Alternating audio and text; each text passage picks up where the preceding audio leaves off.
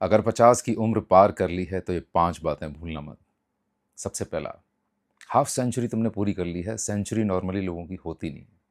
तो ये समझ लो 2/3 ज़िंदगी बीत गई है, 1/3 बची है। तो दिल में जो भी दबी हुई ख्वाहिशें हैं ना, जो अब तक किसी भी रीज़न की वजह से पूरा नहीं कर पाए हो, तो उनको एक कागज़ और पेन के साथ लिखना शुरू कर दो।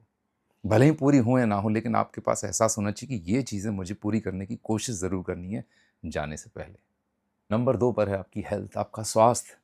आज से 10-15 साल बाद अपने पैरों पे मजबूती से खड़े रहना चाहते हो, अपने हाथों से खुद के काम करना चाहते हो, किसी के आश्रित नहीं होना है, तो अब अपनी हेल्थ को इग्नोर करने का जोखिम कतई नहीं उठाना है। आपको चलना फिरना है, वजन उठाना है, प्रोटीन खाना है, सप्लीमेंट्स लेने हैं, अपना एनुअल मेडिकल बॉडी चेकअप कराना है। नंबर 3 पर वेल्थ, मनी। मनी है तो हनी है। अब तक आपके फाइनेंशियल प्लानिंग बहुत अच्छी है, बहुत अच्छी बात है, उसको कंटिन्यू करो, लेकिन अब तक किसी रीज़न की वजह से नहीं हुई है, तो 10-15 साल है, पैसा सेव करो। कम से कम इतना पैसा तुम्हारे पास हो कि यार अपनी रोज़ी रोटी के लिए आपको किसी के आगे हाथ ना फैलाना पड़े।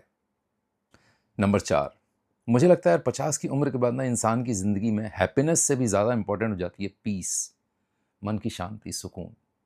तो अब आपको अपने आसपास के जितने भी लोग हैं, जैसे हैं, उन्हें वैसे एक्सेप्ट करना सीख लेना है।